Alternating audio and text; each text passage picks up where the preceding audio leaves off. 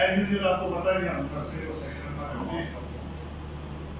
तो उस सिलसिले में आज जो पिछले लास्ट सेशन में आपको पता है कि इनकम टैक्स जो रिटर्न थी वो मैं चीज भूल गया, वो मुझे पहले करनी चाहिए थी। उससे भी पहले फिर वही मेरा एक स्टैंडर्ड सेंटेंस है, आपको पता है कि हमने कोई भी काम जब शुरू करना है तो सबसे पहले अल्लाह ताला का शुक्र अदा करना है, वो बहुत जरूरी है, जो कि अक्सर हम लोग नहीं करते। कुरान मजीद क्या कह रहा है कि एक नेमत की भी इंसान सारी जिंदगी शुक्र नहीं अदा कर सकता। तो इधर तो नेमतों की भरमार है, बंदे की काउंटिंग खत्म हो जाएगी, नेमतें नहीं खत्म होगी। तो यार फिर इतना तो हमारा भी हक बनता है कि हम उसका शुक्र अदा करें, क्यों ना करें? करना चाहिए इंसान को, और मिलेगा, इतना मिलेगा, बेसाब मिलेगा। और अल्लाह ने तो कभी बंदे को जताया भी नहीं कि तुझे इतना कुछ मिला, 5 वक्त नमाज ही पढ़ लिया कर, शुक्र ही अदा कर लिया कर बंदे। बहरहाल वापस आते हैं जी, उसके शुक्र के बगैर तो इंसान की क्या कहते हैं तसल्ली नहीं कभी हो। He will not be internally satisfied any time, वो कभी नहीं होगा जब तक कि वो शुक्र अदा नहीं करे। बहरहाल लास्ट हमने जो सेशन किया था जी, मैं coming to the main point, तो उसमें हमने रिटर्न जो थी बेसिकली 2022 उस पर कुछ बात की थी, और एक्ट पे तो हम पहले ही बात कर चुके थे। आज कोशिश ये है कि कुछ मैं आपके लिए ना प्रैक्टिकल एग्जांपल्स लेके आया हूँ। डीम्ड इनकम के ऊपर, 7E के ऊपर थोड़ा सा सेशन करके उस पर देखेंगे। फिर जो CBT इस दफा आया है उसको देख के थोड़ा सा उसके एग्जांपल, फिर कैपिटल गेन्स के अंदर काफी सब्सटेंशियल चेंजेस हैं, तो उसके बारे में भी एक प्रैक्टिकल एग्जांपल और उसको देखते हुए। बेसिकली ये 3 मेन चीजें प्रैक्टिकल एग्जांपल के साथ, और जो ये मुझे पानी दे दीजिएगा, तो ये तो नंबर 1 हो गया। उसके बाद जो की अमेंडमेंट्स हैं उसके भी मैंने कुछ शॉर्ट करके, उसको पहले तो 125 पॉइंट से इतने ज्यादा थे, बहुत ज्यादा थे, उसको शॉर्ट करते करते करते करते जितना मैं शॉर्ट कर सकता था वो 31 पे आके रुक गया था। तो 31 पॉइंट्स मैंने निकाले आपके लिए, जो कि हमें मस्ट हर सूरत में जो की अमेंडमेंट्स है बेसिकली, उसके बगैर तो बहुत मुश्किल है आपके लिए कि आप अगले साल में प्रैक्टिस कर सकें या लोगों को अपडेट। तो लोग आप क्वेश्चन करना शुरू हो गए, करना क्या जनाब, 7E का क्या करना है, कैपिटल वैल्यू का क्या करना है, सुपर टैक्स का क्या करना है, वो भी आया हुआ है। लेकिन चूंकि सुपर टैक्स आपको पता है 150 मिलियन से ज्यादा अगर इनकम होगी 4C के मुताबिक, तो तब जाके वो लगेगा। तो उसमें बड़े एक्सेप्शनल केसेस हैं, बड़े केस हैं, छोटा तो आएगा नहीं। लेकिन लगा वो भी 2022 से, 22 प्लस आपके ऑनवर्ड। अच्छा, अब पहले मैं की पॉइंट्स आपके दे दूं जो 2023 वाले हैं, 31 पॉइंट्स। उसके बाद मैं आपको जो प्रैक्टिकल एग्जांपल्स हैं उसके बारे में, CBT और आपका डीम्ड इनकम और प्लस आपका कैपिटल गेन्स जो है, ये 3 चीजों के बारे में हम बात करें। आप सबसे पहले ना जो फाइल है ना आपकी, ना इसमें जाओगे वो भी LTV वाली या VU वाली देखो, ऊपर VU वाली देखो, ये इसको साइज बड़ा करो, अंदर दिखाओ, पीछे आओ। अच्छा, एक और चीज पीछे, एक और चीज थी आपके लिए, एक गिफ्ट दी आप लोगों के लिए। 2023 की किताब तैयार हो गई है जी, मैंने अपलोड कर दी है, व्हाट्सएप भी की है, यूट्यूब पे भी, यूट्यूब पे तो नहीं, फेसबुक पे, लिंक्डइन पे, वो मैंने institute of Taxation and finance के नाम पे जो बनाया हुआ अकेडमी को, उसके अंदर मैंने अपलोड कर दी है। अब वहां से डाउनलोड कर ले, जिनको व्हाट्सएप नहीं आए, मेरे पास जितने नंबर सेव थे उनको तो मैंने भेज दिया। हाँ जी, बाकी मैंने फेसबुक पे भी अपलोड कर दिए, तो आपको कहीं जाने की जरूरत नहीं है। आप फेसबुक पे जाके सिर्फ सर्च करें institute of Taxation and finance, group में भी कर दी है और पेज पे भी कर दी है। तो वहाँ फाइल्स में आप जाएंगे तो आपको वहाँ पे बल्कि 2018 से लेके 2023 तक, सो 18, 19, 20, 21, 22, 23 लास्ट 6 ईयर की जो किताबें हैं वो हमने वहाँ पे आपको अपलोड कर दी है। आप वहाँ से डाउनलोड करें और उसके मालिक बन जाए आप, ठीक है। कॉपीराइट नहीं है इसमें आपको बस वो सिर्फ मेरे पास है तो जो करना चाहे वो मेहनत करे तो कॉपीराइट भी आ जाएगा, उसके बाद इसमें क्या है, ठीक है। तो एक तो ये बात है। दूसरी वो 400 प्लस वीडियोज है वो आपको पता है ऑलरेडी अपलोडेड है यूट्यूब चैनल पे, वो भी institute of Taxation and finance के, वो भी आप देखें। अब जो जा रही है ये भी अपलोड होगी, जितनी हम कर रहे हैं वो सारी अपलोड कर रहे हैं। ऑब्वियसली फिर तरह तरह के क्वेश्चन लोग करते हैं तो उससे भी नॉलेज इंसान का काफी बेहतर हो जाता है। अच्छा जी, अब 31 के पॉइंट्स हैं। नेक्स्ट आगे ये शीट आगे देखना है 31 है आगे। ये वाली फाइल नहीं है, इसको बंद करो। वो वेल्थ स्टेटमेंट वाली खोलो, इसके अंदर है वो पार्ट, ये लगा। आगे आगे आगे आगे आगे और ये एक पीछे पीछे ये जो उन्होंने लिखा ना प्रैक्टिकल एप्लीकेशन ऑफ, आगे चलो ना, आगे आगे चलते जाओ चलते जाओ चलते जाओ।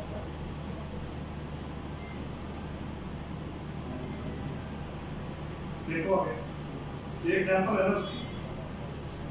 अब या इस फाइल में या दूसरी फाइल में आगे तो सेव करते हैं और नहीं ये वाला नहीं है भाई, बार निकलो इधर से।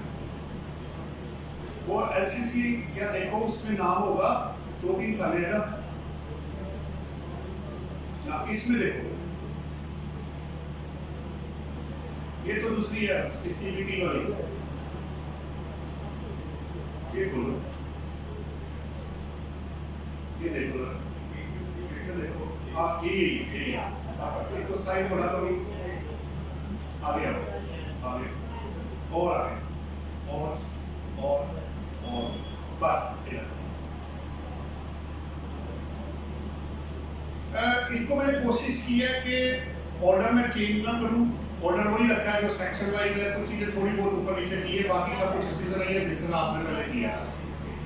अब सबसे पहले जी इस साल जो इम्पोर्टेंट चीज है वो क्या है। एक्चुअली लास्ट ईयर जब बजट आया था तो स्मॉल एंड मीडियम एंटरप्राइज का एक कॉन्सेप्ट इंट्रोड्यूस हुआ था इनकम टैक्स में। क्यों हुआ था? कोरोना वायरस की वजह से जो इफेक्ट्स थे उसके, तो लोगों ने कहा जी कारोबार हमारे बड़े खराब हुए, लेबर नहीं है, मैन्युफैक्चरिंग नहीं हो रही, मटीरियल बहुत महंगा है, प्रोडक्शन नहीं हम कर पाए, लॉसेज हो गए, क्या करें आप। तो उस वक्त जो भी हुकूमत थी उन्होंने क्या किया कि उन्होंने एसएमई का कॉन्सेप्ट दिया, basically small and medium enterprises की बात हो रही। अब नाम से ही इंडिकेट होता है कि ये लार्ज स्केल वालों के लिए ये बेनिफिट अवेलेबल नहीं है। अब उन्होंने किया क्या, 3-4 काम है वो मैं आपसे शेयर कर देता हूँ। उन्होंने कहा जी वो मैन्युफैक्चरर जिनकी टर्नओवर 250 मिलियन से एनुअली एक्सीड नहीं करेगी, पहला वो मैन्युफैक्चरर इररिस्पेक्टिव कि वो इंडिविजुअल है, कंपनी है या एओबी है।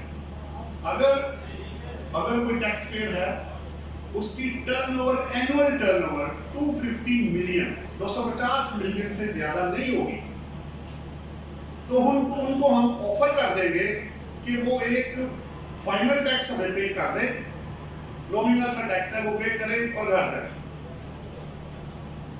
उससे कभी कितना टैक्स देना पड़ेगा मुझे, इसको क्लिक करो जरा, आगे चलो, बस इधर। अब कैटेगरी 2 बन गए। मैंने अपनी और आपकी अंडरस्टैंडिंग के लिए कैटेगरी 1 को रख दिया स्मॉल इंटरप्राइज और कैटेगरी 2 को नाम दे दिया मीडियम इंटरप्राइज। अगर आपकी टर्नओवर 100 मिलियन से एक्सीड नहीं करती तो आप मैन्युफैक्चरर हैं, तो आप स्मॉल इंटरप्राइजेस के अंदर फॉल कर जाए। और अगर 100 मिलियन से ज्यादा है बट 250 मिलियन से आप एक्सीड नहीं करते तो फिर आप मीडियम में चले जाए, यानी आप मीडियम इंटरप्राइज। लेकिन मैन्युफैक्चरर लाजमी, उसके बगैर नहीं। इसका मतलब ये हुआ कि अगर आप मैन्युफैक्चरर की डेफिनेशन में ना आए या आपकी टर्नओवर 250 मिलियन से ज्यादा हो गई इन एक्सक्लूडिंग सेल टैक्स, तो आप इस एसएमई का बेनिफिट उठा सकते हैं।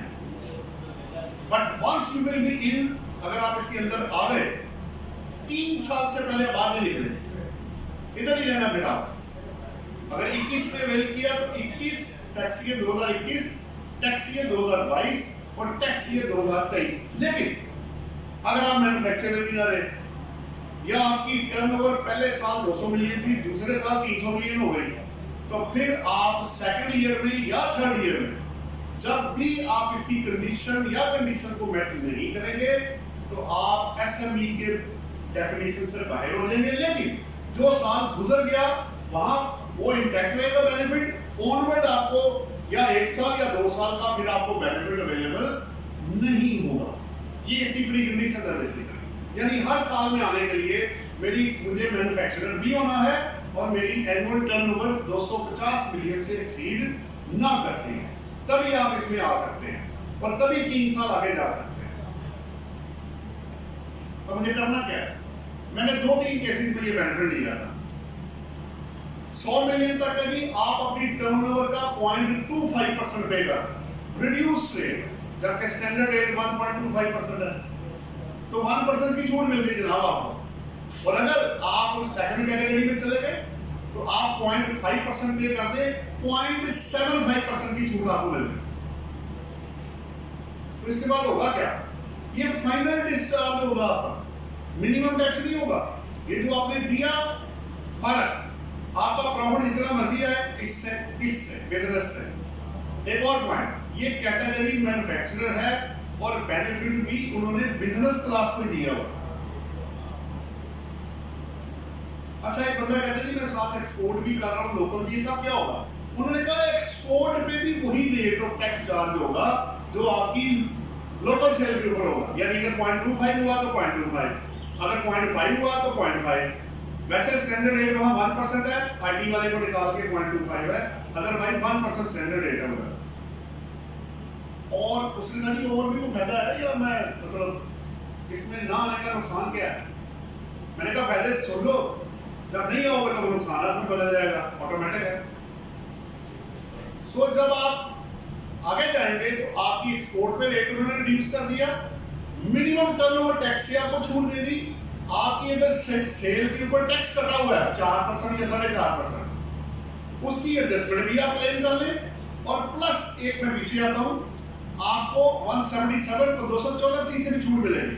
ना आपके कमिश्नर इनलैंड रेवेन्यू ऑडिट करेंगे और ना बोर्ड आपका ऑडिट करेगा 214C, दोनों तरफ से छूट है। अब सवाल ये है कि इसमें फायदे इतने ज्यादा हैं कि अकल का अंधा बंदा ही होगा जो इसमें फायदा नहीं उठाएगा। ऑडिट आपका नहीं होना, रिड्यूस रेट आपने पे किया, जो कटा उसका भी एडजस्टमेंट ले ली और नॉमिनल सर टैक्स देके आपको उन्होंने फाइनल टैक्स में डाल दिया। और क्या चाहिए भैया आपको? ये आपका एसएमई का कॉन्सेप्ट है। लेकिन फिर वही बात, अगर आपने पहले अवेल नहीं किया, आप 22 में ले सकते हैं। आप 22 में अवेल करें, 3 साल के लिए इसके अंदर रह गया। फिर 22 अगर आप मैन्युफैक्चरर ना रहे या टर्नओवर बढ़ गई तो फिर तो आप ऑटोमेटिक बाहर हो जाएंगे, वरना 3 साल तक यही प्रोसीजर आपका चलेगा। आप इसको अवेल करें, it is the maximum benefit. इतना अच्छा बेनिफिट है जो कि आपको बहुत कम रेयर केसेस ऐसे हैं जिनमें ये बेनिफिट दिया गया है। और ये महज रीजन सिर्फ कोविड की वजह से हुआ, सब कुछ और कोई वजह नहीं थी इसके पीछे। तो बाकी तो हुकूमतों के खिलाफ बोलने वाले तो बहुत सारे लोग होते हैं, जहां वो अच्छा काम करते हैं उसको भी उसी आवाज के साथ लोगों को अप्रिशिएट करना चाहिए जिस तरह वो गलत चीज पर डेप्रिशिएट करते हैं। मैं ये कहता हूँ, अगर गलत काम करे तो जिस तरह उंगली उस पर उठाते हैं ना, तो जब वो अच्छा काम करे तो क्रेडिट भी उसको दे। अगर डेबिट में बड़ा स्ट्रॉन्ग है तो क्रेडिट भी उसको दे भाई, जहां बनता है। मैं नहीं जानता उसको जो भी था, लेकिन ये एक अच्छा काम था जो लोगों की फेवर के लिए किया गया था। और हमने तो 3 केसेस में इसमें मैक्सिमम बेनिफिट उठाया भी है और उसकी रिटर्न भी हमने अकॉर्डिंगली उसकी वो सेपरेट है। अभी तक रिटर्न उसकी अपलोड नहीं हुई है, ये जरा ध्यान में रखिएगा। अभी तक एसएमई की रिटर्न पोर्टल के ऊपर अपलोड आज तक तो नहीं हुई, आज के बाद हो जाए या हमारे जाने के बाद हो जाए तो मुझे पता नहीं। मैंने तो चेक तो किया है, उसके मुताबिक अभी तक एसएमई की रिटर्न अपलोड नहीं आई। वो 4 ही रिटर्न है, सैलरी की है, नॉन सैलरी है और एओपी और कंपनी। खैर आ जाएगी। अच्छा, अब नेक्स्ट ईयर की तरफ वापस आए।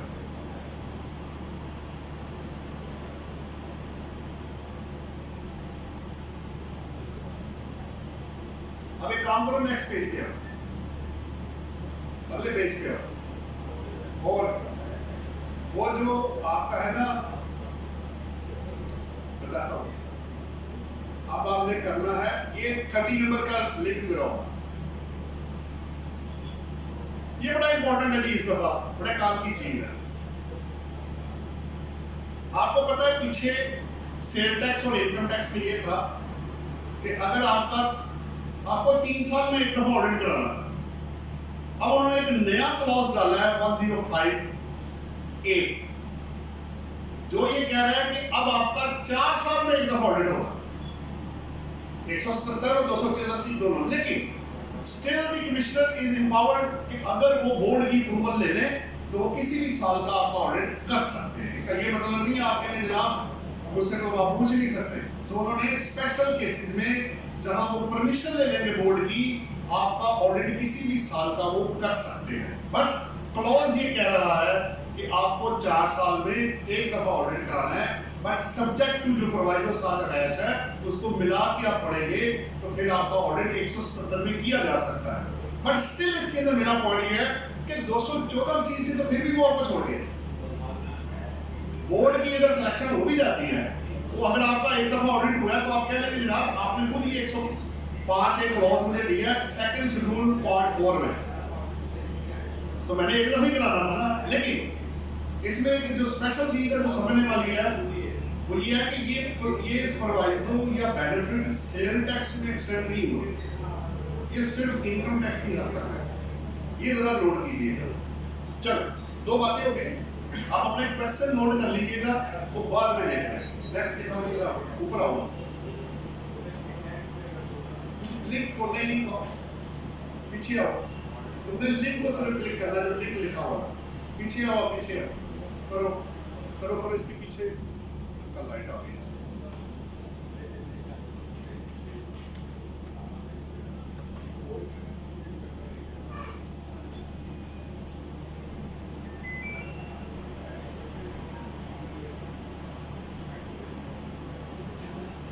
सो 2 पॉइंट्स मैंने आपको दिए जी।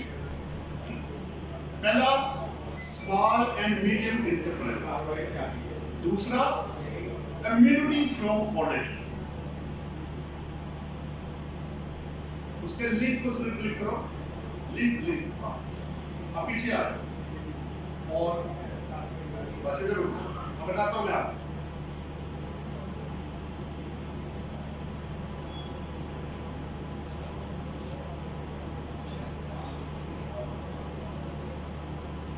अब आप डीन बिल्ड ये इसका देखें जी, चल भी रहा।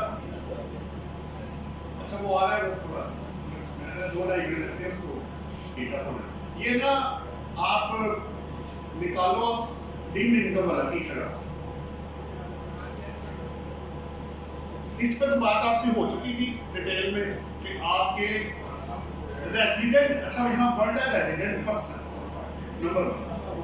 अगर रेजिडेंट पर्सन के पाकिस्तान के अंदर के एसेट्स आपके पास है, assets in Pakistan, inside Pakistan, local assets, जिस तरह आपको समझ आ रही है। लेकिन कौन से वाले? कैपिटल एसेट, वर्ड यूज हो रहा है कैपिटल एसेट। अब 3-4 चीजें आपने जेब में रखनी है कि एक तो ये टैक्स ये 2022 से एप्लीकेबल है, जिसके अगेंस्ट रेफरेंस भी फाइल हुआ है और ये छुट्टियों के बाद उसकी हाई कोर्ट में हियरिंग होगी।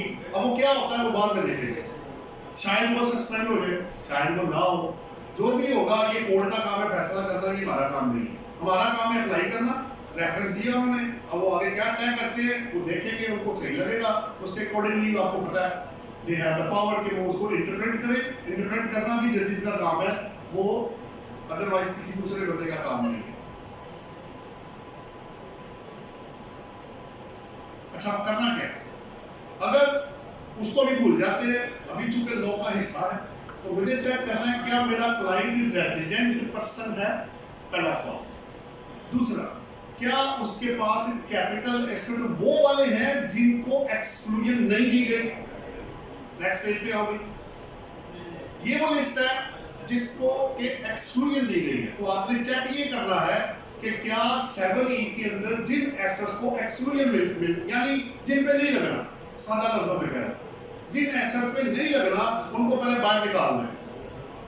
नंबर 1, ये सिर्फ कैपिटल एसेट की बात हो रही है, इसमें मूवेबल एसेट शामिल नहीं है, ना गाड़ी, ना शेयर, ना कैश एंड बैंक बैलेंस, और कोई चीज शामिल नहीं है। एक ही चीज है और वो है कैपिटल एसेट, और उसकी डेफिनेशन इसके अंदर डिफाइन कर दी गई है। और वो डिटो कॉपी कहां से हुई है? जो आपका 37 के अंदर कैपिटल एसेट की डेफिनेशन है। किसने निकलना जी? आपका एक कैपिटल एसेट, मसलन अगर मेरे पास 2 घर है, दोनों मेरे पास, दोनों में मैंने रहायश रखी हुई है, एक में मेरे पेरेंट्स रहते हैं, एक में मैं खुद रहता हूं, दोनों मेरे नाम पे है, तो उनमें से एक जो हायर वैल्यू वाला है वो आप ले सकते हैं। एक, उसने ये नहीं कहा कि रेजिडेंस हो या हायर वैल्यू हो या लोअर वैल्यू हो, एक कैपिटल एसेट आपका जो आप क्लेम कर सकते हैं इसके अंदर। मसलन मेरे एक एसेट की वैल्यू 5 करोड़ है, दूसरे की 100 करोड़ है, अज्यूम कर रहा हूं मैं, तो विच एवर इज हायर, मैं एक कैपिटल एसेट जो है वो मैं क्लेम कर लूंगा। नंबर 1। नंबर 2, बिजनेस एसेट्स में जितने मर्जी आपके बिजनेस एसेट्स हैं, जैसे बैंक से आपके सामने बेस्ट एग्जांपल 100+ ब्रांचेस, तो जितने भी अगर उनकी ओनरशिप में एसेट्स हैं, अगर वो 100 की 100 ब्रांचेस हैं और 100 की 100 डिक्लेयर्ड है, सबको एग्जम्पशन है इसके अंदर, तो सब निकल जाएंगे इसके अंदर। जहां जहां बिजनेस प्रेमिसेस है, ऑब्वियसली वो डिक्लेयर्ड है और टैक्सेस पे कर रहे हैं, तो फिर आप उसके अंदर इसमें से निकल जाएगा। प्लस उसमें मुझे जो हाथ साथ वर्ड दिया हुआ है वो है ATM, आपका एक्टिव टैक्स पेयर की लिस्ट में जो नाम होना है वो जरूरी है। 2 बातें। तीसरा, वो एसेट, अच्छा इसमें सब में ओल्ड एसेट है, इसमें कहीं लीज्ड नहीं है, अदरवाइज नहीं है। अगर आप ओनर हैं एसेट के, तो तभी आपको ये 7E टैक्स जो है, जो डीम्ड इनकम पे लगना है, वो चार्ज होगा। फिर जितने एसेट आपको पता है, जितने आपके government employees, federal provincial government के या आपके आर्मी के, जब वो रिटायर होते हैं तो उनको स्पेसिफिक बेनिफिट दिए जाते हैं। अगर आप फर्स्ट अलॉटी हैं और उस वक्त आपको कोई प्लॉट, अपार्टमेंट जो भी दिया गया है, उसको भी इसमें एक्सक्लूजन दी गई है, वो भी निकल गया। 4, 5वां, अगर आपने अपने ड्यूरिंग द ईयर यानी 22 के अंदर अगर मैंने कोई ऐसा एक्वायर किया है और उसमें 236 के में परचेज का टैक्स जो पहले 1% था अब 2 हो गया है, वो मैं पे करके आया, वो मेरे पास उसका एविडेंस अवेलेबल है, वो भी इसमें से निकल जाएगा। फिर अगर आपने कोई प्रॉपर्टी रेंट पे ली हुई है और रेंटल इनकम आपको आ रही है, वो भी इसमें से निकल जाएगी। फिर उसके बाद इन सब चीजों को निकालने के बाद फिर भी आपके पास प्रॉपर्टी बच गई है, उसकी वैल्यू 25 मिलियन से अगर ज्यादा नहीं होगी, वो भी निकल जाएगा। और DNFP वाले आपको पता है, वो जो एंटी मनी लॉन्ड्रिंग में भी आया था कि जो प्रॉपर्टी का काम करेंगे वो अपनी रजिस्ट्रेशन कराएंगे और स्टॉकिंग ट्रेड के तौर पे जो ऐसा यूज करेंगे, वो भी इसमें से निकल जाएंगे। इन सब को निकाल के अगर आपके पास एसेट्स बच जाते हैं, तो हमने एक शॉर्टकट लगाया हुआ है। वैसे तो ये है कि पहले आप फेयर मार्केट वैल्यू का निकालेंगे 5%, उस 5%, जैसे 100 रुपया 100 मिलियन आ गया, 100 मिलियन का मैं लूंगा 5%, 50 लाख आ गया, 50 लाख का 20%, 10 लाख आ गया, और 10 लाख 100 मिलियन का कितना है? 1%। तो शॉर्टकट हमने ये निकाला है, क्रक्स ये निकाला है कि फेयर मार्केट वैल्यू का 1% जो है वो आपको इस सेक्शन के तहत हर साल पे करना है। ये वन टाइम नहीं है, ये जब तक होगा तब तक है, बाकी इसका फेट कोर्ट तय करेगी इसमें लगना है कि नहीं लगना। लेकिन इंटरेस्टिंगली जब आप रिटर्न के अंदर जाएंगे तो सैलरी की रिटर्न के अंदर 4C और 7E अवेलेबल ही नहीं है, वो स्किप कर गए। लेकिन बाकी रिटर्न्स के अंदर उन्होंने डाला हुआ है, 12 को अमेंड हो जाएगी, अभी तक तो सूरत ये चल रही है। अब नंबर 1, इसको जब आपने कर लिया, आपने सिमिलटेनियसली एक और चीज को साथ करना है और वो है CBT। कैपिटल वैल्यू टैक्स, क्योंकि उसका भी रेट 1% ही है और वो भी ऑलमोस्ट फेयर मार्केट वैल्यू भी ले जाएगा आपको। अच्छा, अब पहले इसकी एक एग्जांपल देख लेते हैं, फिर उसके बाद सीबीटी की तरफ चलते हैं कि वो क्या कहता है। इसी तरह निकालो इसके ना नीचे या देखो लिंक लगा होगा एग्जांपल का, ऊपर आओ ऊपर वाली शीट पीछे आओ, वो लिंक सिर्फ लिंक रुक जाओ।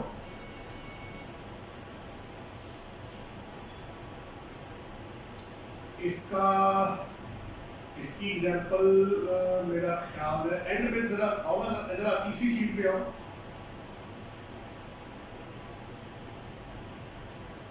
पीछे आओ और जरा इसको मिनिमाइज करो, देखना दूसरी फाइलों के नाम के उसमें दिया हुआ है, तो सीबीटी के लिए तो अलग है, वो ठीक है। वो कमेंट वाले, वो जो वेल्थ वाला है ना, जो वेल्थ वाला कमेंट किया था दूसरी बार, उसके अंदर एग्जांपल दी हुई है। इसमें आओ, नीचे आओ और एक आराम से रखो और एक मिनट,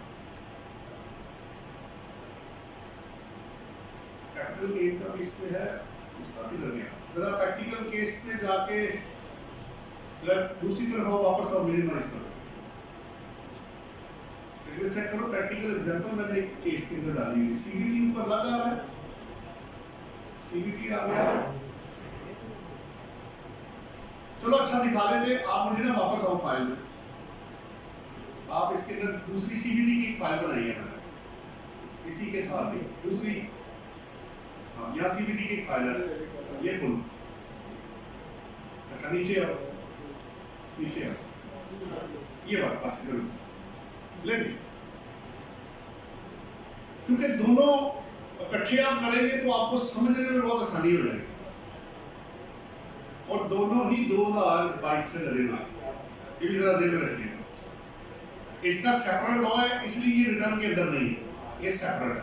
इसकी कलेक्शन की पावर भी टैक्सेशन ऑफिसर के पास ही है, इसकी अपील भी आप कमिश्नर अपील को करेंगे, सब कुछ इसके अंदर उन्होंने मेंशन किया। अब करना क्या है, बेसिकली ये हुआ, फिर इस नोट से कर, ये जी सेक्शन 7 था जी फाइनेंस एक्ट 1989 जो सीबीटी का था, जो ट्रांसफर ऑफ इमूवेबल प्रॉपर्टीज, मुदारबा सर्टिफिकेट, लिस्टेड शेयर और मोटर व्हीकल्स में लगाया गया था। फिर क्या हुआ कि 19 अप्रैल 2020 से सीबीटी ऑलमोस्ट करते करते तमाम एसेट्स पे खत्म हो गया। एक चीज मैं आपको बताता चलूं, ये वन टाइम लेवी है, ये हर साल नहीं लगेगी, आप एक दफा लग गया, दैट्स ऑल। अच्छा, अब नए लॉ में क्या है जी, अब क्या किया उन्होंने, अब 2 कैटेगरी है, वैसे 3 है लेकिन एप्लीकेबल 2 पे फिलहाल हो रहा है, तीसरा भी है।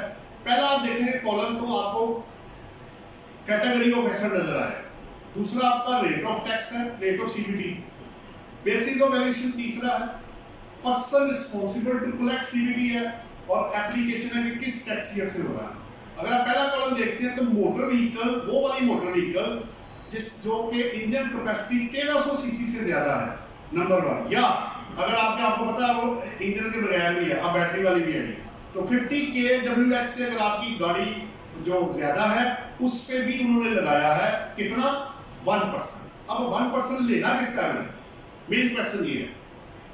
अब उसमें उन्होंने कॉस्ट निकालने का तरीका आपको बताया हुआ है कि वो कॉस्ट जो 30 जून 2022 पे आपकी होगी, उस डेट पे आपने जो भी आपकी कॉस्ट है उसका 1% आपने पे करना है। अगर तो मैन्युफैक्चरर ने ले लिया ठीक है, अगर इंपोर्ट के वक्त दे लिया वो भी ठीक है, अगर ऑक्शन में दिया वो भी ठीक है, नहीं तो जब आप रजिस्ट्रेशन करवाएंगे वो उस वक्त आपको 1% उसके अंदर चार्ज करके आपसे पैसे ले लेंगे। डिफॉल्ट क्या जी, नहीं पे करता, उसी तरह जो इनकम टैक्स के साथ 12% पर एनम के हिसाब से कलेक्शन। अच्छा, इंटरेस्टिंग चीज ये है कि अगर गाड़ी आपकी 5 साल से ज्यादा पुरानी है, ये आपको नहीं लगेगा। दूसरी बात यह है कि ये मोटर व्हीकल पे जो पाकिस्तान के अंदर है वो रेजिडेंट इंडिविजुअल को और नॉन रेजिडेंट दोनों को लगेगा, लेकिन कब से? ये टैक्स ये 2023 से है। जब आप इसका फर्स्ट प्रोवाइजो पढ़ेंगे इसके सेक्शन का, सीबीडी के लॉ का, तो उसने लिखा हुआ है कि आल्दो ये 2022 से एप्लीकेबल है, लेकिन आपने जो कैलकुलेट करना है गाड़ियों के लिए इनसाइड पाकिस्तान, वो आपने करना है 1 जुलाई 2022 से। जरा फाइल खोलो, दिखाओ जरा सेक्शन। वकील नजर आता है ना, बगैर एविडेंस के माने नहीं। उधर ही मैंने इसको नहीं, उधर सीबीडी की एक फाइल पड़ी हुई है भाई, मिनिमाइज करो इसको, वो सीबीडी आ रहा होगा साथ एक और, ये बोलो इसको करो, और पहले को लिंक को साइट को खोलो। ये है कि आपका एविडेंस। उन्होंने कहा ये टैक्स जो चार्ज होगा फर्स्ट शेड्यूल में जो रेट्स है टैक्स ये 2022 है ऑनवर्ड है, लेकिन साथ प्रोवाइजो है कि फर्स्ट डे ऑफ जुलाई 2022 से in case of motor vehicles held in Pakistan, तो जो आपके पास पाकिस्तान के अंदर एसेट्स होंगे सिर्फ मोटर व्हीकल। अच्छा यहां जरा डिफरेंस है, उधर सिर्फ कैपिटल एसेट है, इधर मोटर व्हीकल है, लेकिन साथ ही उन्होंने रेजिडेंट इंडिविजुअल के जो आउटसाइड फॉरेन एसेट्स हैं आपके पाकिस्तान के, उन पे भी 1% लगाया है, लेकिन वो लगा है 2022 से, ये जरा ध्यान में रखिएगा। लेकिन थोड़ा सा रिलीफ वो देखिए, अगर आपके टोटल एसेट्स की वैल्यू जो फॉरेन एसेट्स हैं अगर वो 100 मिलियन से ज्यादा होगा तो तब आपको 1% देना पड़ेगा। तो जरा अपने क्लाइंट्स को जरा होशियार रखिएगा भाई, चाहे वो सुपर टैक्स है, चाहे वो डीम्ड इनकम टैक्स है, चाहे वो इनकम टैक्स है, चाहे वो सीबीडी है, ये जहां जहां एप्लीकेबल है अपनी ड्यू रिस्पॉन्सिबिलिटी डिस्चार्ज करनी आप लोगों ने। और प्लस चूंकि पहली दफा जो चीजें आई हैं तो अपनी फीस भी जरा सेटल डाउन कर लीजिएगा उनके साथ, ताकि आपको भी कुछ फायदा पहुंचे कि अगर एडिशनल वर्क करना पड़ रहा है, एडिशनल टैक्सेस आ रहे हैं, एडिशनल रिस्पॉन्सिबिलिटी आ रही है, तो जो ड्यू आपकी रीजनेबल फी बनती है वो भी अपने क्लाइंट से तय करके उसे रिसीव कर लीजिएगा। अब जरा इसका वो दिखाओ आगे जो दूसरी कैटेगरी है, दूसरी फाइल इसके साथ जैसे चार्ट पड़ा हुआ इसको करो। अच्छा एक और इसमें रिलीफ है 23 के अंदर, जब आप जाएंगे उन्होंने कहा अगर गाड़ी आपकी 5 साल पुरानी नहीं है तो जितने साल पुरानी होगी हर साल जब आप वैल्यू निकालेंगे तो उसका 10% आपने हर साल माइनस करना है।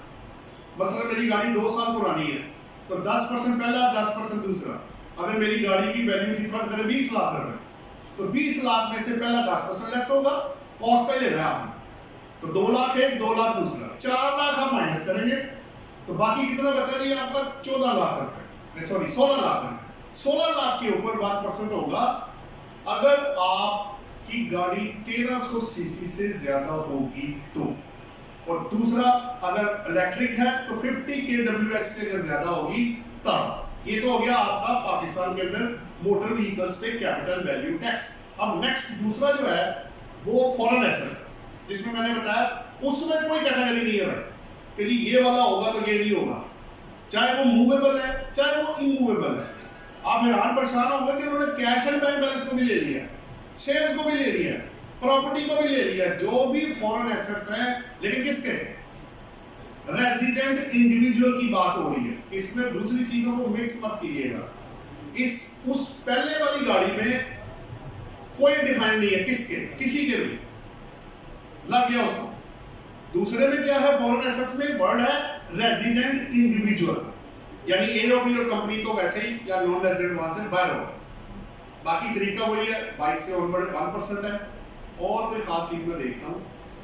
तीसरी एक और भी है, वो कहते हैं जी जब बोर्ड को फेडरल गवर्नमेंट बताएगी कि ये वाली कैटेगरी पे ऐसे करना है तो वो जब आएगा तब देखेंगे। अभी वो फील्ड में नहीं है और उस पर मैक्सिमम रेट उन्होंने कहा 5% के अंदर होगा जब भी वो आएगा, अभी आया नहीं है।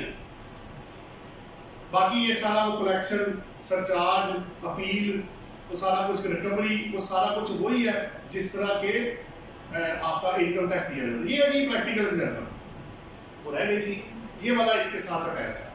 ये मैंने अब चूंकि अभी तो फील्ड में था ही कुछ नहीं, खुद ही साथ खुद खपा के तो एक एग्जाम्पल बना ली है, खुद ही उसका सोल्यूशन बना लिया।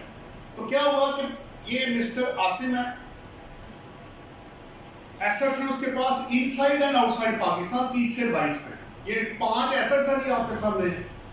पहले आप देख रहे हैं सुजुकी कर्टस है 1000 सीसी, आगे उसकी डेट ऑफ परचेज है, कॉस्ट ऑफ एसेट है और fair market value of asset दिया हुआ है।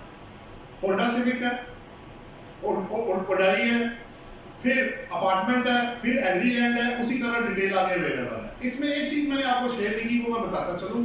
वो लॉ ये लॉ ये कह रहा है कि अगर आप किसी एसेट की कैपिटल, वो एसेट जिसकी आप कॉस्ट नहीं निकाल पा रहे, तो फिर आपने उसकी फेयर मार्केट वैल्यू ले लेनी। फॉरेन एसेट है ना जी, अगर वैल्यू आप निकाल सकते हैं, आपको पता है कि मैंने आज से 5 साल पहले $1 लाख का लिया था। $1 लाख तो आप लेंगे, लेकिन रेट आपने 30 जून 2022 का लगाना है। अच्छा, यहाँ वर्ड तो वो कॉस्ट यूज करता है, लेकिन कॉस्ट कौन से वाली? अगर आप इनकम टैक्स लॉ में जाएंगे तो 75, 76, 77 है, वो कॉस्ट निकालने का आपको तरीका बताते हैं, एक्चुअल कॉस्ट। यहाँ कॉस्ट डिफरेंट है। यहाँ कॉस्ट मींस कि जितनी मेरी फॉरेन करेंसी में वो वैल्यू आएगी, उसको मैं 30 जून 2022 का रेट लगाऊंगा, वो मेरी कॉस्ट बनेगी, जिस पे कि मुझे 1% जो लगेगा, जो सीवीटी मुझे पे करना। अच्छा, एग्जांपल में क्या हुआ जी, मैंने 2 केस बना लिए। अगर ये बंदा रेजिडेंट हो और अज्यूम मैंने किया कि ये एसेट्स जो भी है उसके हैं, उसके फॉरेन एसेट्स हैं और उसके लोकल, दोनों मैंने मिक्स कर दी। पाकिस्तान के अंदर आप देख सकते हैं पहले 3 एसेट्स मैंने पाकिस्तान के अंदर रखे हैं, सुजुकी, होंडा और ओडाई, ये तीनों पाकिस्तान के अंदर है। और फॉरेन एसेट्स मैंने एक लंदन में रखा अपार्टमेंट, और एग्रीलैंड मैंने रख दिया है कैलिफोर्निया के अंदर, और आगे मैं वैल्यू उसकी दे दिया। और एक मैंने एक्सेप्शन जो आपको नहीं बताई वो ये है, ये लास्ट वाले एसेट में आप 5 में की जब सेकंड कॉलम में आएंगे, सेकंड लास्ट कॉलम में, तो आगे लिखा है कॉस्ट इज नॉट अवेलेबल। मैंने जानबूझ के लिखा कि मुझे एग्रीलैंड की कॉस्ट का नहीं पता, लेकिन आगे मैंने फेयर मार्केट वैल्यू उसकी दी हुई है। फिर उस सूरत में मुझे $5 लाख को पाक रुपीस में 30 जून 2022 में कन्वर्ट करना पड़ेगा, क्योंकि मुझे कॉस्ट का नहीं पता। वैसे ऐसे होता कम ही है कि आपने एक चीज खरीदी और आपको कॉस्ट का नहीं पता, तो फिर आप कर क्या रहे? डॉक्यूमेंट किधर है आपके पास? सोए हुए थे आपके, खाब में खरीदा था, वर्बल खरीद लिया आपने। लेकिन अगर ऐसी पॉसिबिलिटी हो और एक बंदा कहे जी कॉस्ट नहीं पता तो मुझे माफ कर दे, वो कहता नहीं भाई, फिर फेयर मार्केट वैल्यू निकाल लेते, ऐसे आ जाओ। वो कहने वाला कुछ भी कह सकता है, नहीं मुझे कॉस्ट का नहीं पता, तो नहीं पता तो भाई फेयर मार्केट वैल्यू निकालो।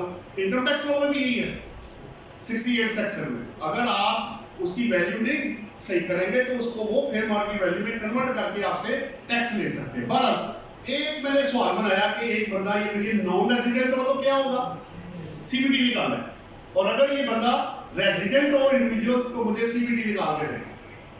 अब आपको पता है कि नॉन रेजिडेंट के केस में गाड़ियों के ऊपर लगा हुआ है, उसके फॉरेन एसेट्स के ऊपर ये टैक्स नहीं लगना, ये आपको पता है। इसका मतलब है कि चौथा और पांचवा तो निकल गया, क्योंकि वो तो नॉन रेजिडेंट है बंदा, उसके फॉरेन एसेट्स पे नहीं लगना।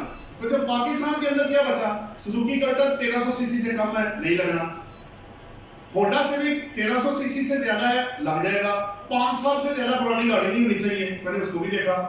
और तीसरी क्या है, मैंने जानबूझ के उसको 50 kWh से ज्यादा रखा ताकि उसको सीबीटी लग जाए।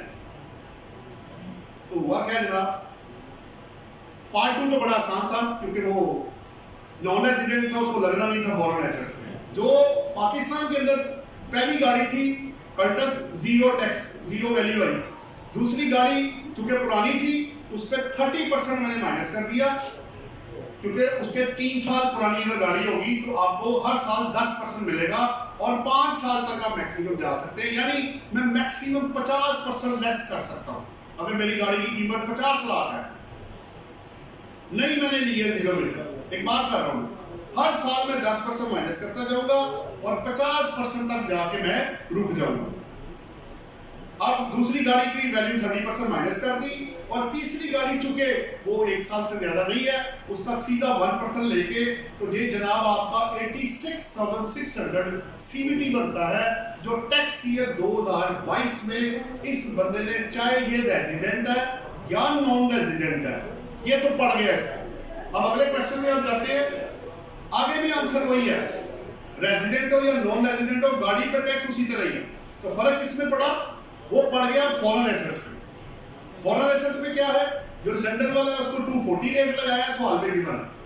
और एग्री लैंड की मैं वापस आता हूं, मैंने आपको कॉस्ट नहीं बताई, आगे 5 लाख यूएस डॉलर लिखा हुआ है और रेट ऊपर गिवन है आपको 220 रुपए।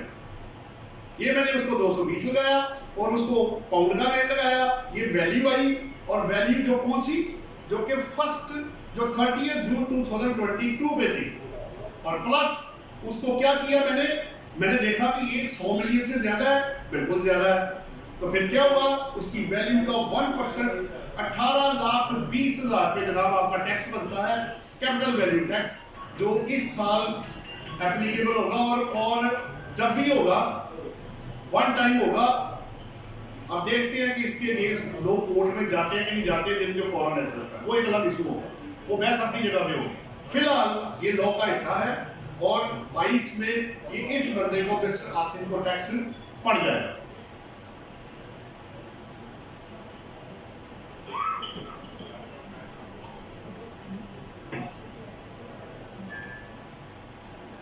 अच्छा जी, मैं देखना चाह रहा हूँ 7 आपको आ जाएगा, अच्छी बात है।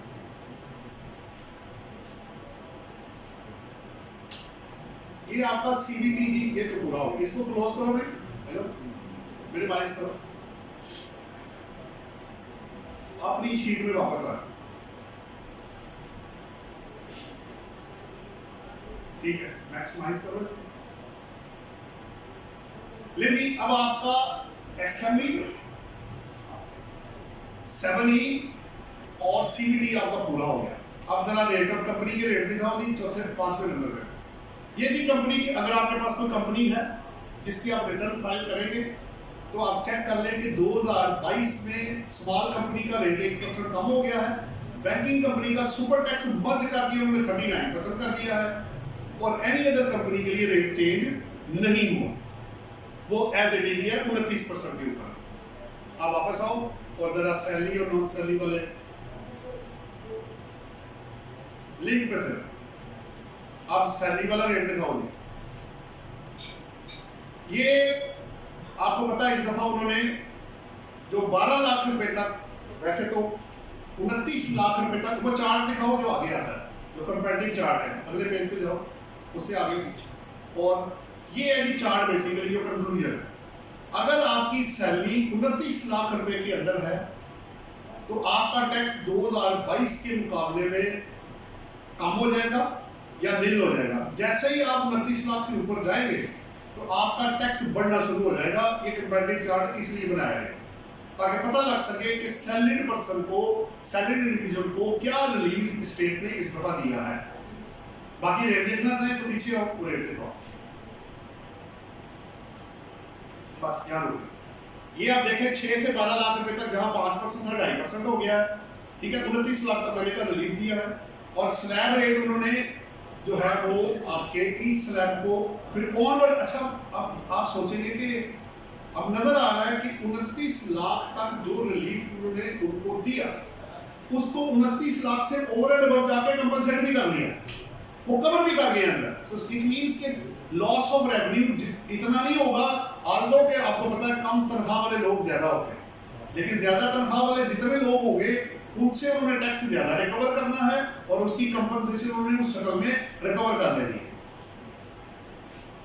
अब नॉन सैलरी वाला दिखाओ।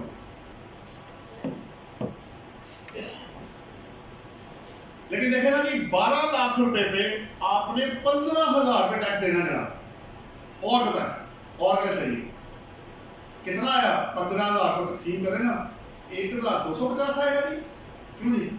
15,000 को 12 में तकसीम करें तो देना क्या आपने? कुछ भी नहीं है। 12 लाख का 10% 1,20,000 है, 1% 12,000 है, 2.5% आप दे रहे हैं, वो भी 6 लाख से ऊपर वाले पे। बहुत बेनिफिट दिया इस दफा सैलरी वाली क्लास। नॉन सैलरी में जी लिमिट पहले 4 लाख पे 0% थी, उसको 6 लाख, इसका भी कंपैरेटिव चार्ट दिखाओ। ये इसमें जी जो 12 लाख रुपए तक बंदा इनकम अर्न करेगा बिजनेस इनकम, अगर वो लोन सैलरी हुआ तो 12 लाख रुपए का टैक्स कम होगा। जब 12 लाख से आप ऊपर जाएंगे तो टैक्स उनका क्या हो जाएगा? वो बढ़ना शुरू हो जाएगा। फिर वही बात, जिसको बेनिफिट दिया वो इंक्रीज करके आगे से कवर भी कर लिया उन्होंने, तो दोनों तरफ से अपने जो लॉस ऑफ रेवेन्यू है वो कवर हो गया उन्हें। तो ये रेट्स है जी कंपनी के, सैलरीड इंडिविजुअल के और नॉन सैलरीड इंडिविजुअल के as compare to tax year 2022 के। अब आ जाओ आगे, अब उस पर वापस आओ, कोई और खास चीज का देखता हूँ वरना फिर ये भी हो गया, ये भी हो गया। एक्सपोर्ट ऑफ सर्विसेज वाला आ जाओ, ये भी अच्छा है। आपको मैंने 4-5 पॉइंट इसमें दिए थे, आपको याद होगा कि सेकंड शेड्यूल पार्ट 1 में 133 क्लॉज होता था जो ये कहता था कि जो सॉफ्टवेयर आईटी और आईटी एक्सपोर्टर है उन पे उनकी इनकम है एग्जेम्प्ट फ्रॉम टैक्स। फिर इन्होंने उसको शिफ्ट किया 100C के अंदर प्लस 154A लाए और 65F या जो भी 7 सेक्शन लाए।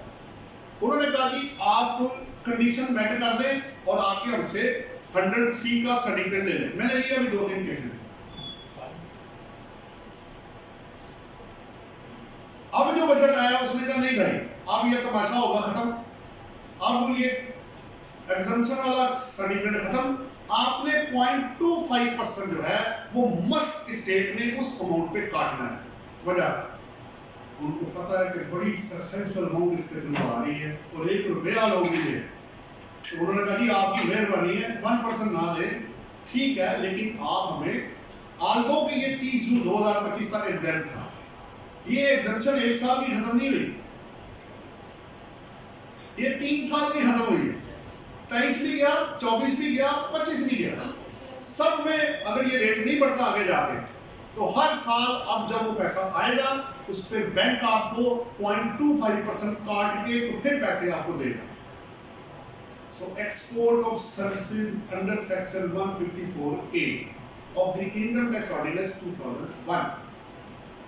लेकिन इसमें एक बड़ी इंपॉर्टेंट चीज है, आपको कुछ कंडीशन मेट करना अब लाजमी कर दी।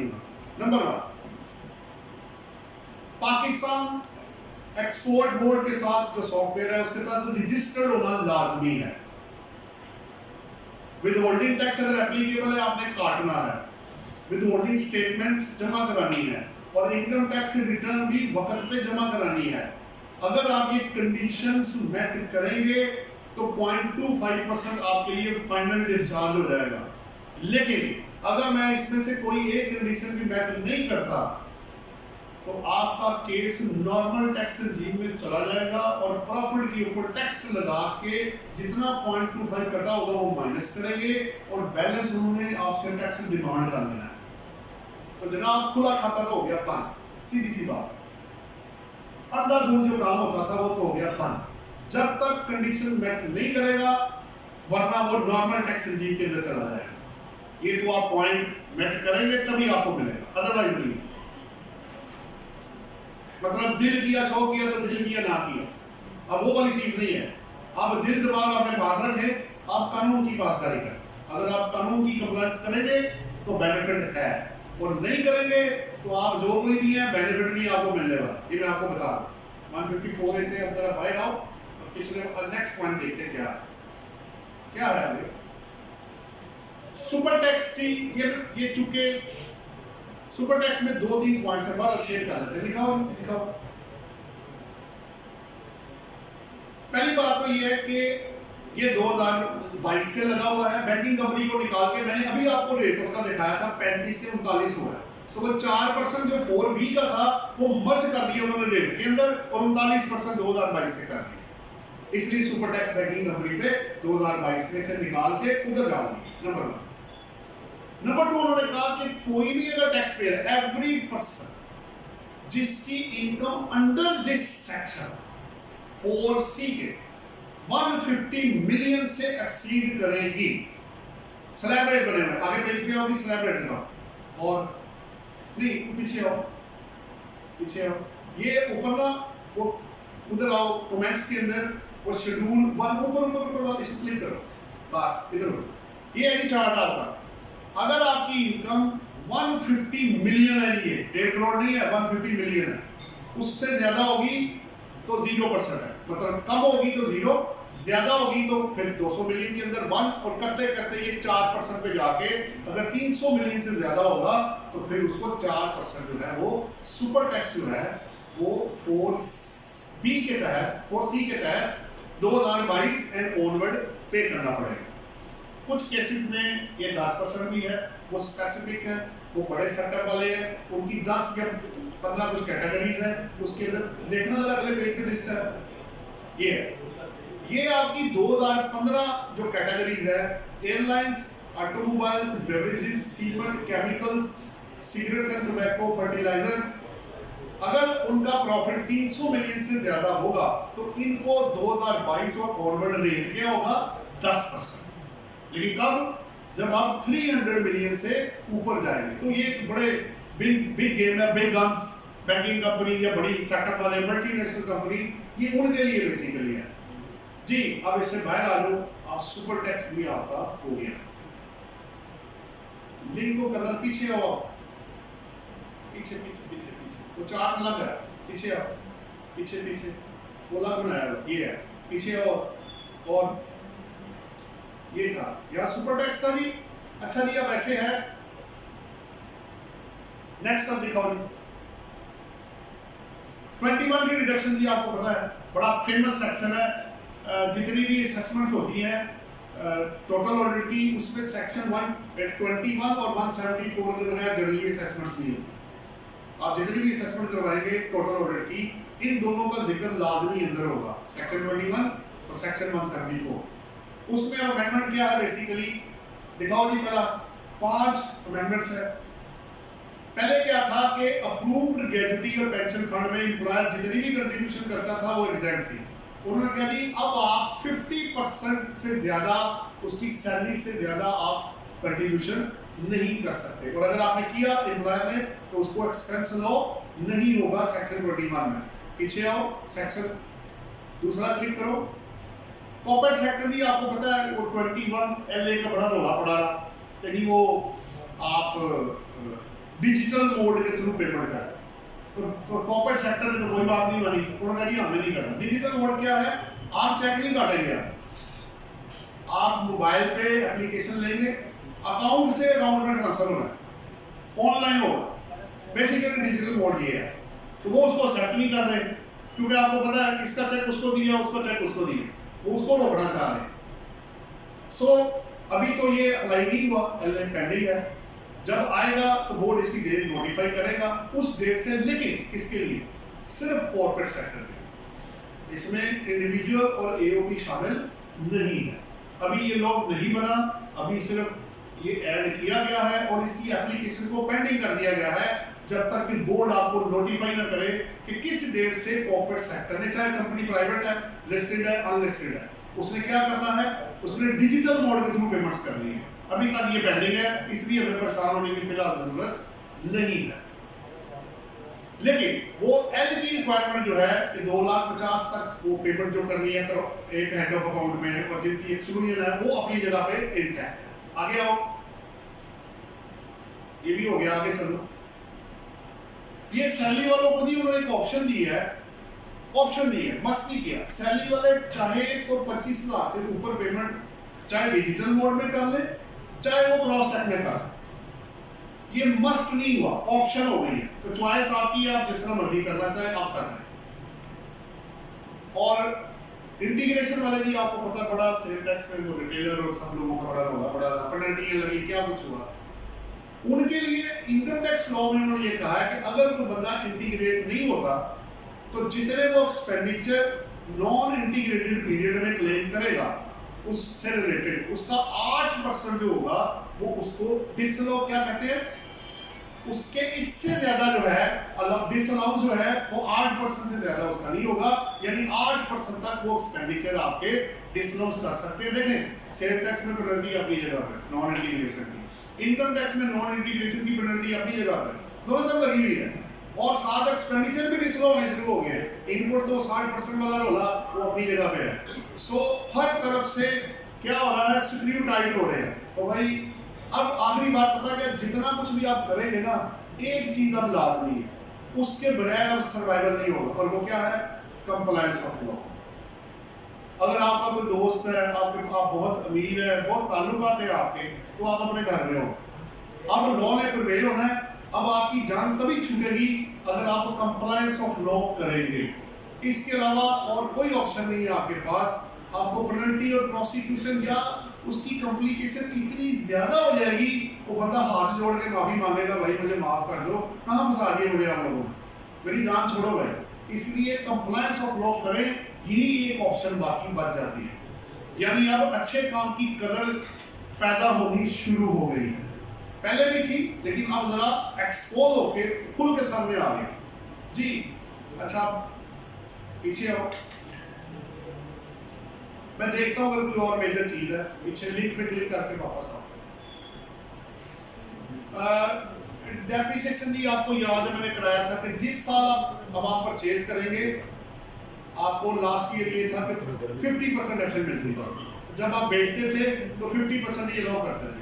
ये दोनों प्रोवाइडर उन्होंने खत्म कर दिए। यानी अब जब आप परचेज करेंगे तो पूरे साल की डेप्शन मिलेगी और बेचेंगे तो कोई डेप्शन अलो नहीं होगी।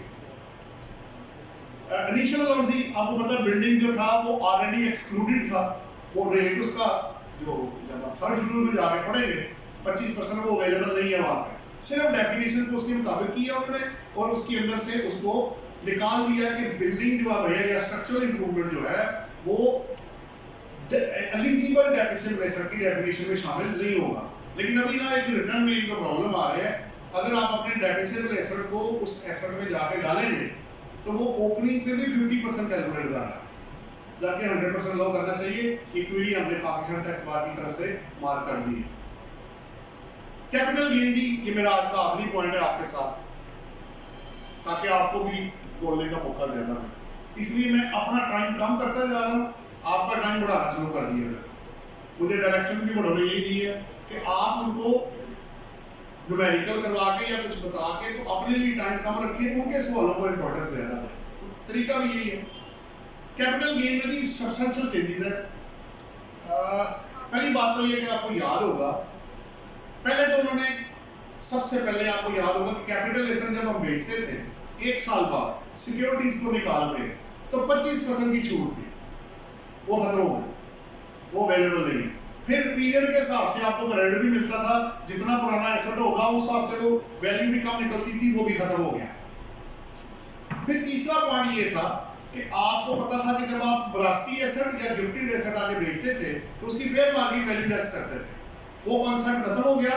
अब जो एक्चुअल कॉस्ट होगी till the date of transfer वही आप माइनस कर सकते हैं, उसके अलावा फेयर मार्केट वैल्यू का कॉन्सेप्ट खत्म हो गया। प्लस उन्होंने जो रेट ऑफ टैक्स है जो आपके कैपिटल एसेट है 15% से शुरू करके वो इमोल प्रॉपर्टी को ना 3 हिस्सों में डिवाइड कर दिया उन्होंने 2023 में, प्लॉट, अपार्टमेंट और कंस्ट्रक्टेड प्रॉपर्टी।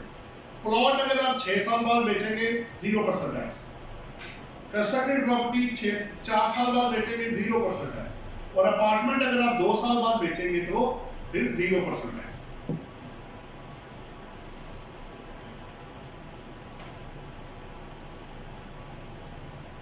एक और इम्पोर्टेंट है, वो भी है तो और भी एक दो तीन चीजें और करनी, फिर मैं क्लोज कर रहा हूं। 99 है जी आपको पता रिटेलर टीयर 1 वाले, टीयर 1 के अंदर अगर आप नहीं आते तो आपके बिजली के बिलों में आपको पता है या बड़े जबरदस्त बिल उन्होंने तैयार किए जो लोग बोल रहे हैं इतना ज्यादा। तो जिसका 30,000 रुपये तक बिल है तो 3,000 रुपये, ठीक है, 50 होगा तो किस तरह करके 6, 10, 50 और ओवर 2 लाख रुपए। उन्होंने क्या किया, सबको लगा दिया जिनके कमर्शियल बिल है सबको लगा के भेज दिए। तो भाई जो लोग अब चूंकि उन्हें नहीं पता कौन आता है कौन नहीं आता, अब जाके अप्लाई करना पड़ेगा, उनको बताना पड़ेगा भाई मैं ऑलरेडी रजिस्टर्ड हूँ, पे कर रहा हूँ या मैं इसमें नहीं फॉल करता, तब वो आपके बिलों में से माइनस करेंगे। वरना वो अगर टीयर 2 में आता है तो बिल के अंदर जो सेल टैक्स है, इसको वो सेल टैक्स कह रहे हैं, sale tax to be treated as income tax, इसको इनकम टैक्स ही समझा जाएगा और ये फाइनल होगा। और इन एडिशन टू दैट होगा जो ऑलरेडी बिजली के बिलों में लगा हुआ है। मेरे पास ही और आपके लिए 121 ही आपको पता है कि जब बेस्ट जजमेंट असेसमेंट होती थी तो 5 साल तक उसका टाइम ड्यूरेशन था, उसको बढ़ा के उन्होंने 122 के बराबर कर दिया है और उसको भी 6 साल कर दिया। 122 के अंदर आपको याद होगा पिछले साल एक अमेंडमेंट आई थी कि शो काज अगर 122 नो आपको इशू हो गया तो उसके 120 दिन के अंदर ऑर्डर करना लाजमी है। तो उन्होंने कहा जी ये टाइम बहुत शॉर्ट है, इसको बढ़ाएं। उसको उन्होंने 180 दिन करा लिया है कि show cause notice issue 122 no के बाद 180 दिन तक जो है आपकी वो जो ऑर्डर उन्होंने करना है वो कर सकते हैं।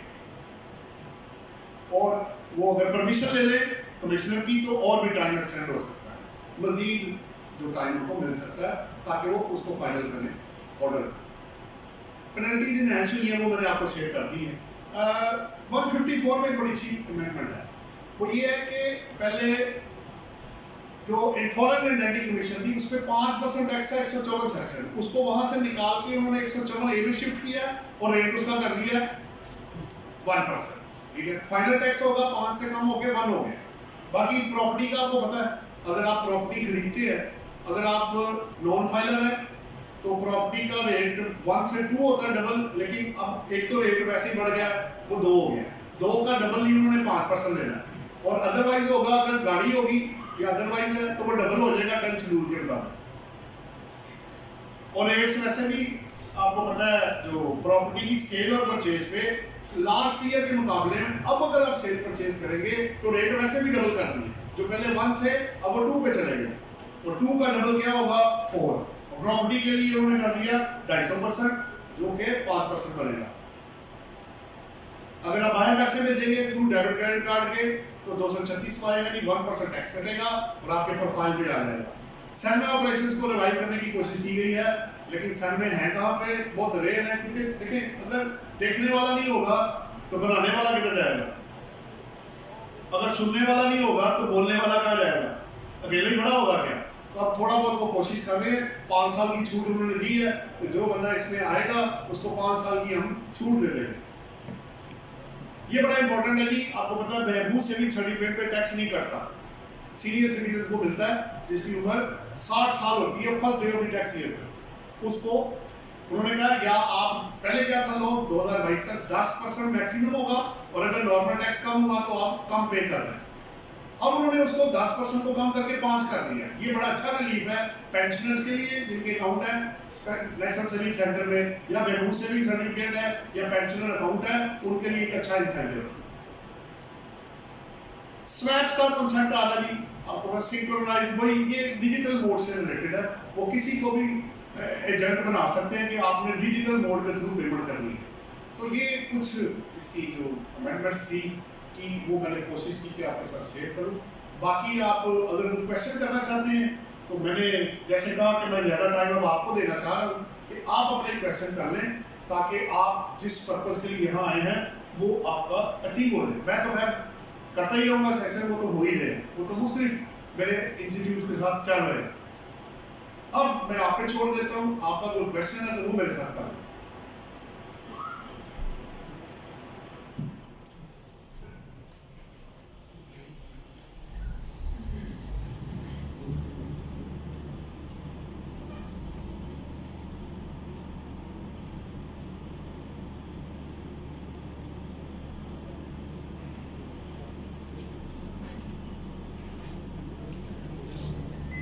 जी जनाब, सर 105 के बारे में बता दें कि ऑडिट का क्या मतलब है?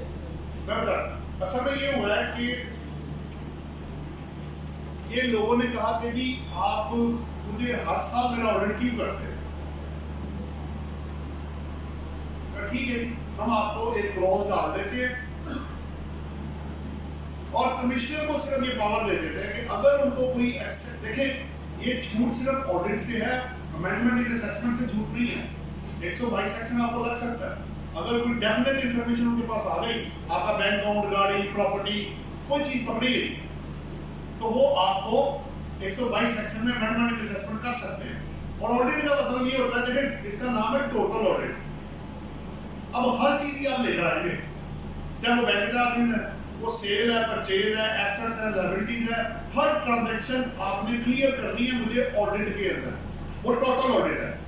अमेंडमेंट असेसमेंट का मतलब होता है कोई एक एरिया या एरियाज मुझे इकरार है, मैंने कहा भाई आपने गाड़ी खरीदी है, आपने डिक्लेयर नहीं की, आपने प्रॉपर्टी या बैंक एंट्रीज की है वो आपने डिक्लेयर नहीं की,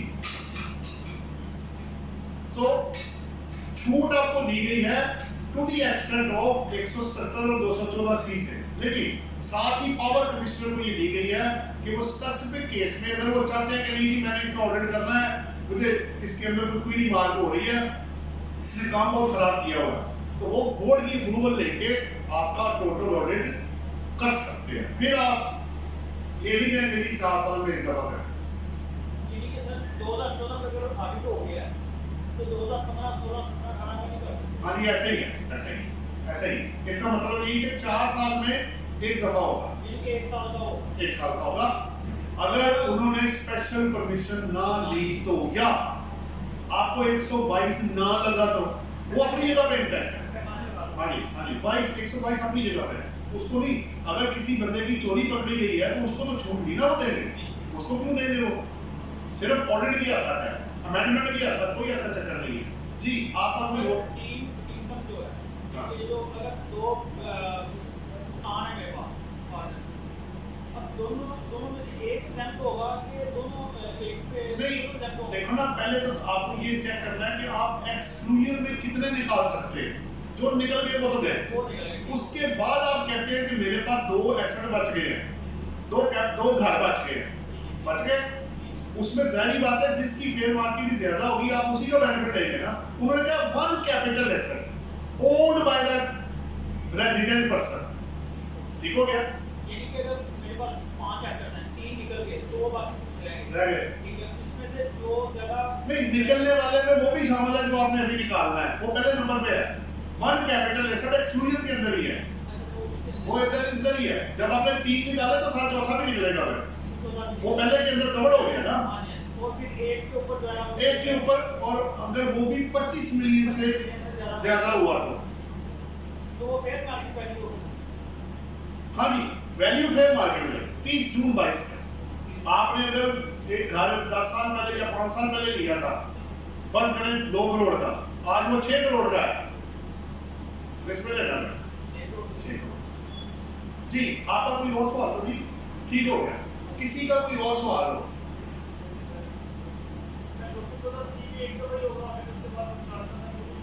हाँ जी, वो दोनों को कवर कर दिया ना। अच्छा, 214C में आपको एडवांटेज है, ये एक अच्छी आपने सवाल किया। अगर मेरा फर्क करे 1 साल में 214C लग गया, अगली दफा बोर्ड ने फिर मेरा नाम बैलेटिंग में डाल दिया, आप एक्सक्लूजन ले सकते हैं क्योंकि इसकी पावर नहीं है उनके पास। ये आप कह सकती, आपने खुद कहा था 4 साल में एक दफा होना है, ऐसे ही कहा था ना। तो 177 तो मुझे नहीं ना लगा, 214C आपने लगाया तो मुझे बाहर निकाले आप, क्योंकि आपकी पॉलिसी के मुताबिक 4 साल में एक दफा होना है। लेकिन अगर कमिश्नर एम्पावरमेंट ले ले फिर वो कर सकता है, क्योंकि कमिश्नर की सिलेक्ट करने की पावर 177 में है और बोर्ड की सिलेक्ट करने की पावर 214C के अंदर है। ये दोनों अलग अलग है। 214C में तो आपको मिल जाएगा, लेकिन 177 में वो पावर एक्सरसाइज करके आपको बुला लेंगे, आओ भाई ऑडिट कराओ जी। और ये फैसिलिटी फिलहाल सेल टेस्ट के अंदर अवेलेबल नहीं है जी। किसी का कोई और क्वेश्चन हो इससे पहले कि मैं क्लोज करूं? किताब मैंने आपको बता दी, वीडियोस भी आपको बता दी, कोशिश करेंगे ये भी साथ ही अपलोड हो। फिर भी आप कोई क्वेश्चन करना चाहते हैं तो आप कर लें, वरना हम इसको क्लोज करें जी। किताब मैंने आपको institute of Taxation and finance का फेसबुक पे पेज और ग्रुप दोनों बने हुए हैं, उसके अंदर जाके फाइल्स के अंदर जाके क्लिक करें। आपको 2018 से लेकर 2023 की सारी किताबें अपलोड कर दी है हमने, आप डाउनलोड करें और पढ़ें उसको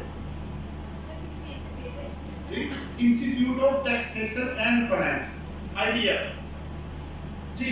क्लोज करें जी, फिर कर दें जनाब। चले, बाकी इंशाल्लाह नेक्स्ट थर्सडे को फिर।